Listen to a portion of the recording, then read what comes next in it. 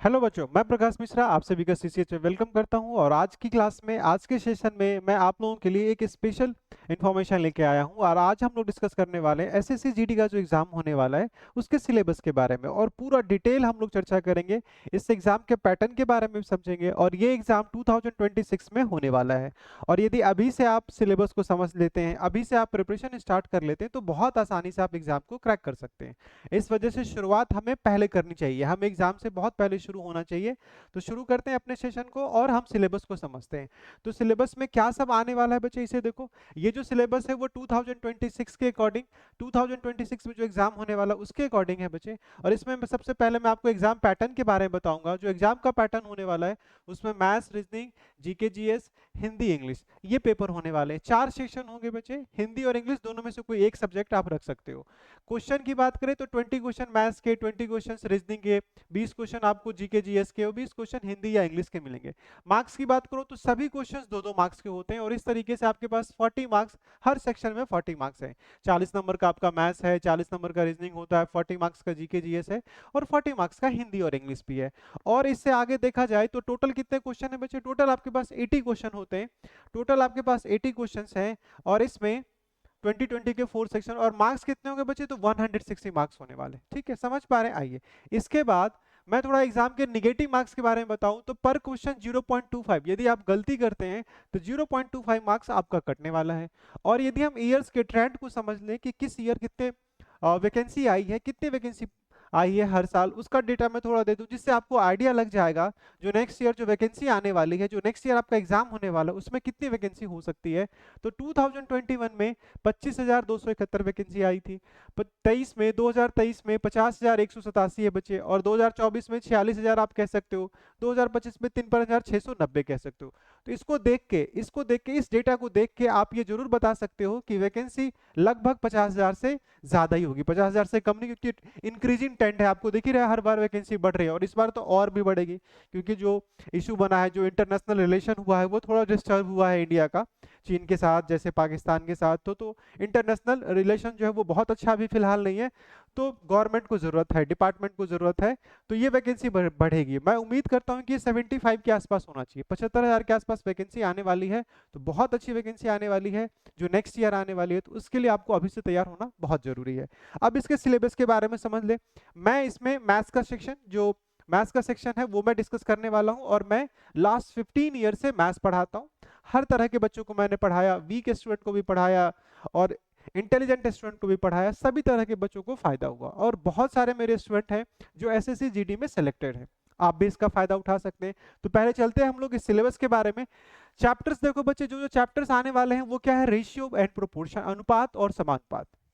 ये एक ऐसा चैप्टर है, रेशियो प्रोपोर्शन एक ऐसा चैप्टर है कि इसका यूज हम लोग अर्थमेटिक के सभी चैप्टर्स में कर सकते हैं। इसके बिना तो आप किसी भी चैप्टर में काम ही नहीं कर सकते हो। तो इसलिए सबसे पहले हम लोग रेशियो को समझेंगे, क्योंकि इसको समझने के लिए किसी और चैप्टर की जरूरत नहीं पड़ेगी आपको। लेकिन अगला चैप्टर जब हम जाएंगे, नेक्स्ट चैप्टर में जब हम लोग पहुंचेंगे, तो आपको इसी चैप्टर को यूज करना होगा। ठीक है, तो रेशियो सबसे पहला चैप्टर होने वाला है। फिर उसके बाद हम लोग क्या पढ़ेंगे, मिश्रण और मिश्रानुपात। फिर आपका आएगा साझेदारी, पार्टनरशिप। फिर आयु, एज, प्रतिशत, प्रॉफिट एंड लॉस, छूट, साधारण ब्याज, चक्रवृद्धि ब्याज, समय और कार्य। ठीक बच्चे, ये सारे चैप्टर्स, और भी कुछ चैप्टर्स हैं। यदि मैं इंपॉर्टेंस की बात से करूं तो एक और स्लाइड देख लो बच्चे, अगला पेज भी देख लो। नेक्स्ट पेज पे क्या है बच्चे, तो पाइप और टंकी, समय और दूरी, दौर, रेलगाड़ी, नाव और धारा, संख्या प्रणाली, लघुत्तम समावर्त और महत्तम समावर्तक, सरलीकरण, औसत और क्षेत्रमिति। ये टोटल 20 चैप्टर्स हैं, और आपके 20 क्वेश्चंस भी आने हैं, जैसा कि मैंने जस्ट आपको दिखाया था। चैप्टर्स भी आपके पास कितने आने वाले हैं, 20, और चैप्टर्स भी कितने बचे, 20। तो लगभग आप ऐसा मान सकते हो कि 1 क्वेश्चन एक पेपर से, 1 क्वेश्चन एक चैप्टर से आने वाला है। लेकिन ऐसा नहीं है, कई बार ऐसा हुआ कि परसेंटेज से 2-3 क्वेश्चन आ गए, परसेंटेज से 2-3 क्वेश्चन आ गए, नंबर सिस्टम से क्वेश्चन नहीं आए। तो आप ऐसा नहीं कर सकते, किसी चैप्टर को आप स्किप नहीं कर सकते। ये सारे चैप्टर्स आपको पढ़ के जाने ही हैं, ये सभी चैप्टर्स पढ़ेंगे, और इसकी जिम्मेवारी हमारी है, हम लोग आपकी प्रिपरेशन कराएंगे, हमारी टीम आपकी प्रिपरेशन कराएगी। तो ये सभी चैप्टर्स बड़े आसानी से तैयार किया जा सकता है। और आपने यदि देखा भी होगा तो जो एसएससी जीडी का जो मैथ्स है बच्चे, वो एलिमेंट्री मैथ्स लिखा जाता है। एलिमेंट्री मैथ्स का मतलब होता है प्राथमिक, जो सामान्य मैथ्स है बच्चे वो बहुत हाई लेवल क्वेश्चन नहीं पूछे जाते हैं, तो मैथ्स से बिल्कुल भी डरने की जरूरत नहीं है। हाँ, एडवांस की बात करें तो एडवांस का सिर्फ एक चैप्टर है, एडवांस का सिर्फ एक चैप्टर मेंसुरेशन है क्षेत्रमिति 2D 2D का मतलब 2 डायमेंशन और 3D का मतलब 3 डायमेंशन। तो इन दोनों सेगमेंट से 2 या 3 क्वेश्चन आ सकते हैं, 2 क्वेश्चन भी आ सकते हैं, 1 क्वेश्चन भी आ सकते हैं, 3, लेकिन क्वेश्चन तो यहाँ से जरूर पूछे जाएंगे। तो यदि मैं इंपॉर्टेंस की बात करूं तो मेंसुरेशन आपका बहुत इंपॉर्टेंट है, यहाँ से 2 से 3 क्वेश्चन पूछा गया है। ठीक है, यदि मैं इंपॉर्टेंस की बात करूं तो 2 से 3 क्वेश्चन यहाँ से पूछा गया है बच्चे। और उसके बाद और यदि मैं इंपॉर्टेंस की बात करूं तो जो परसेंटेज चैप्टर है ये आपका बहुत इंपॉर्टेंट है। परसेंटेज से 2 से 3 क्वेश्चन कई बार पूछे गए, बात समझ में आ रही है। रेशियो से 2-3 क्वेश्चन पूछे गए, तो यदि किसी सेक्शन से 2-3 क्वेश्चन आ गए तो इसका मतलब फिर किसी और सेक्शन से क्वेश्चंस नहीं आएंगे, लेकिन ये श्योरिटी नहीं कि इतने ही क्वेश्चन आएंगे। 1 क्वेश्चन आप ऐसा मान सकते हो और इसके प्रिपरेशन को कर सकते हो। समझ पा रहे हैं? तो ये सारा सिलेबस है बच्चे, और इस सिलेबस को हम लोगों ने एक अपना बैच भी अनाउंस किया है। इस सिलेबस को ध्यान रखते हुए हमारा जो एक बैच है बच्चे, हम लोगों ने एक बैच भी स्टार्ट किया है जिस बैच का नाम है वर्दी बैच। ठीक है, लास्ट ईयर में हम लोगों ने एक बैच अनाउंस किया था जो बैच हमारी बिल्कुल फ्री थी, और उस बैच में हम लोगों ने बहुत सिलेक्शन दिए, बहुत बच्चों ने बैच को बहुत अच्छे से सक्सेसफुली पूरा किया, पढ़ा समझा और सिलेक्शंस भी लिया। काफ़ी हमारे पास सिलेक्शंस भी हैं, बहुत बच्चों ने फ़ोन किया और मेरे पर्सनली बहुत सारे स्टूडेंट हैं, मौका मिला तो मैं आप लोगों से मिलवाऊंगा भी। तो ये जो वर्दी बैच है, मैं यही कहना चाहूँगा कि इसमें पूरी टीम हमारी मजबूत है, सशक्त है। तो इस टीम का आप फ़ायदा उठाएं और आप इस कोर्स को ज्वाइन करें, आप इस कोर्स को परचेज करें।